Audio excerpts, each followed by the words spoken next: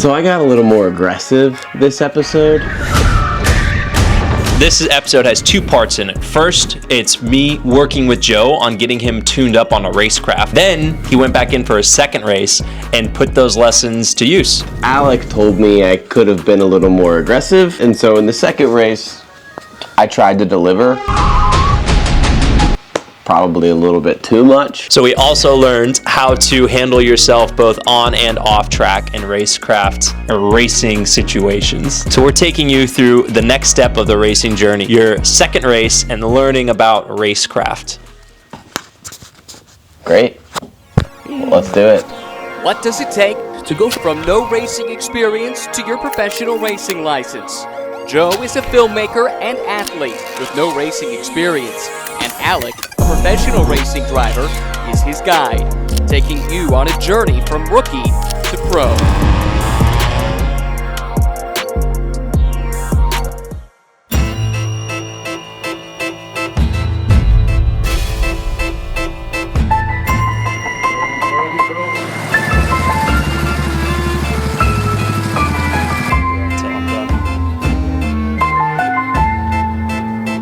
So we're back out at HKC again today. Joe had his first race last weekend. He had a little bit of questions on Racecraft, and I wanted to give him some pointers today on passing, defending, being passed, and all of the things that you have to do when you start driving with other people on the track, which is ultimately the goal. First race was a great baseline with pretty much zero experience in actually racing. Up to this point, I've done a lot of laps around this track. I know it pretty well. This past weekend, it was exposed to me that I don't quite know what I'm doing when it comes to actually racing people.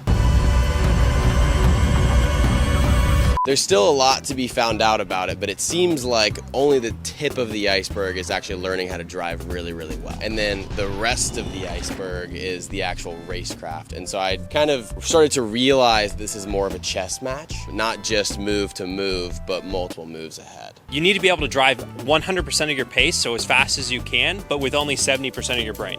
If you're taking 100% of your brain to just drive the cart around the track, you're not accounting for the unexpected things that are going to happen. And so being able to open up the brain for other thought processes that are going on the track is where the Racecraft kind of wraps into all of this. So first thing that we're going to do here, we are going to get Joe and I out on track together. We're going to do a little bit of lead follow is how I would describe it. So Joe, I'm going to lead you around the track for a couple laps, and then I'm going to start pointing to the sides of the cart that I want you to pass me on.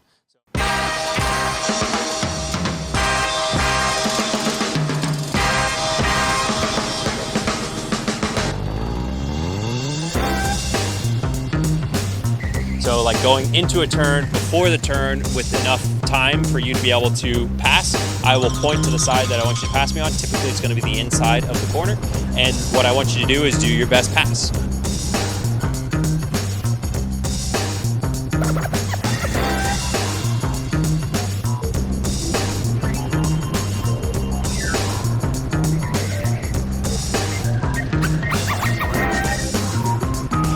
What we're trying to do is get him understanding where he should be making passes and what the entrance should look like. So he's a little too far back there and then gets me right at the apex, but I have plenty of speed to go back past him.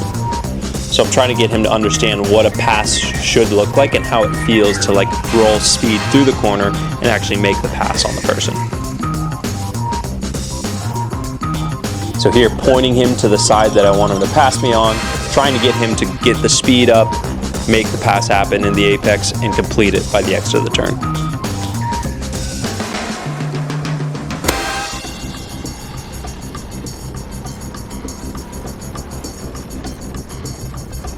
This was one of the better ones,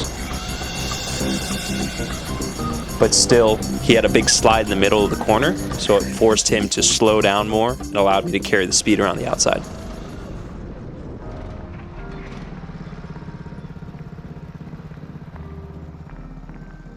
Joe, what were the takeaways? Distraction. Distraction. Yeah, like I think it's really easy to forget what your best line is whenever there's someone in front of you and you're like, when do I pass them? When do I overtake them? Like, I catch myself looking at the back of your cart instead of like where I want to be going. Yeah, that's a very common mistake, is that drivers will just focus on the car ahead of them instead of driving their own line. So it's very easy when you're driving to get caught up with driving whatever the cart in front of you is doing. Yeah, so that's like the first thing I noticed was, why am I watching the back of, you're telling me to pass, but instead of looking at the corner or the apex of the corner I'm trying to hit and then looking past that and really just using, I feel like the right move is probably to put you in my periphery. So what you're trying to do with the passing a cart or a car is establish yourself alongside the other cart, essentially in the braking zone, so that you have that corner as being quote unquote yours when you're coming to the apex of the turn. If you have position along the side of a go-kart up to halfway or so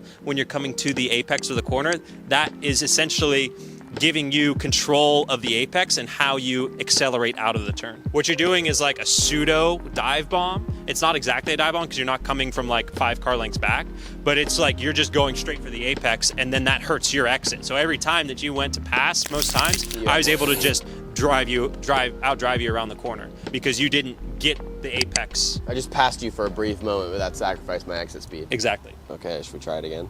We should try it again. Let's try it again.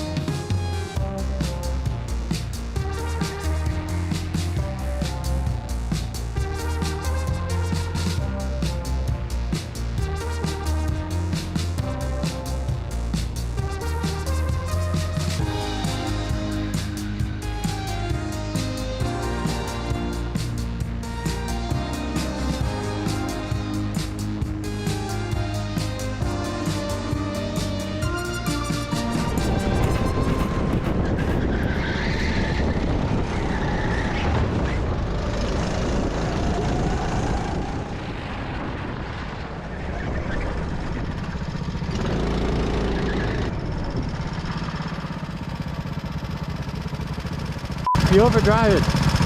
What? You're overdriving. You're overdriving the cart. Driving? You're overdriving. Overdriving. Yeah. Relax. Yeah.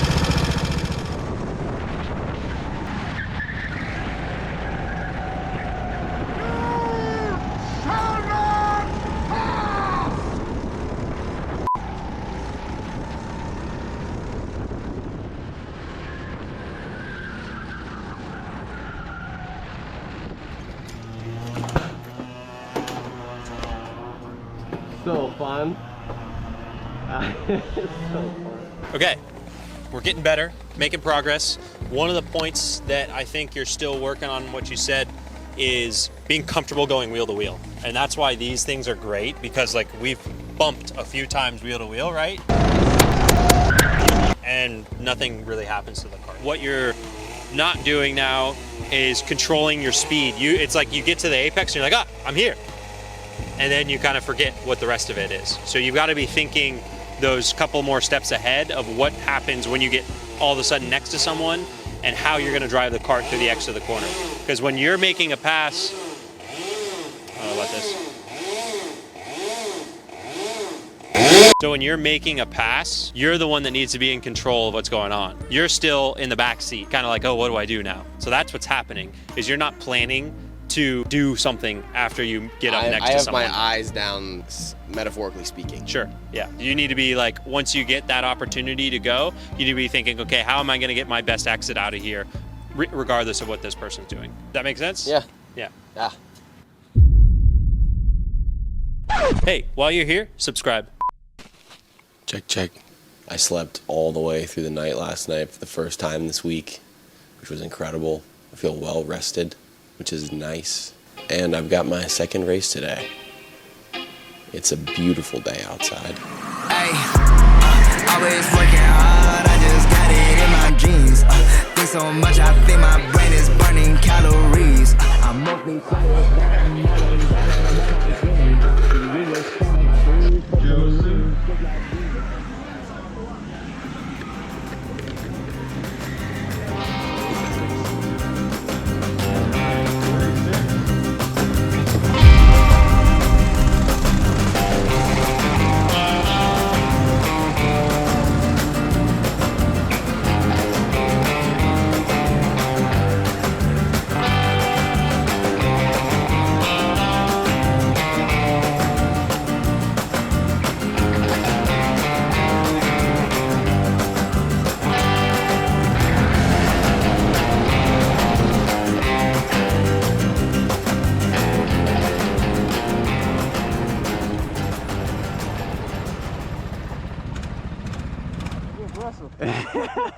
Yeah, it was fun to be Oh, able yeah, to drive yeah. next to you that whole time. Great. Oh, that was fun. That was so fun. Joseph.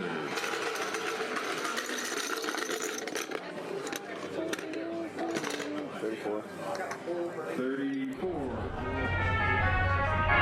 Have fun.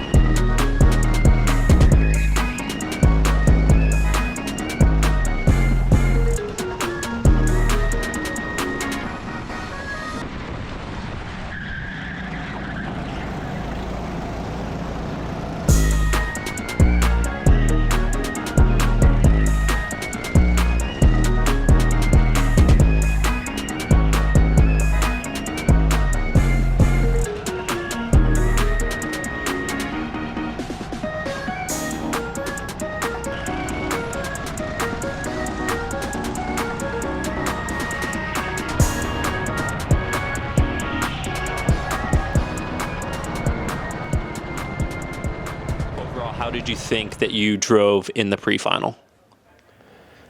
I feel like the pre-final went well. I made some mistakes that put me at the back of the pack again, but was definitely driving more competitively than the first race. So it was definitely, I would say, an improvement overall. All right, what were the feelings going into the final? Nerves were high going into the final. Nerves were high. Nerves were high. I was feeling good. I was feeling like I didn't want to make the same mistakes that I made in the first two races. Have fun. You too, brother. It's a village. Everyone's working together for this series now. John, make sure to wave at him. Wave in the camera. There you go. That's your test. That's on.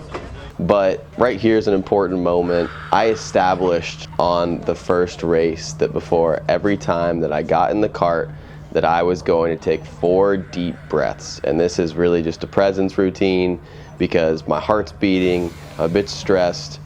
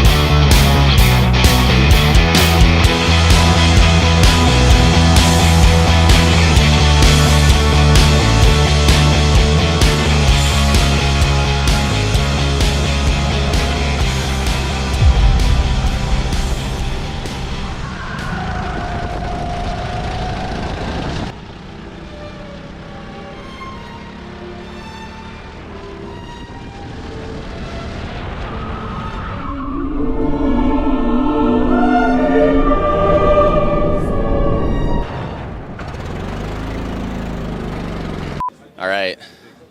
Today was interesting. The qualifier and the pre-final were they were a lot of fun. It was like I had 2 good karts. Upon starting the final race, I realized I had a not as quick kart as the ones before, and so guys on the straights were just kind of taking off in front of me, and so I just had to fight it out, duke it out with the last couple guys, which was a good time. There was one dude. He just came in after I passed him on that second to last turn and just totally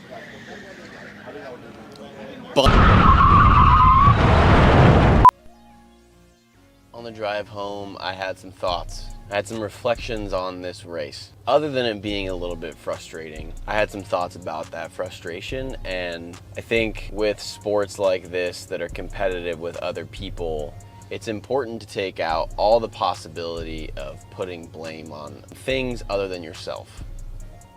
Yeah, just limit the frustrations, limit the potential to blame anything other than myself.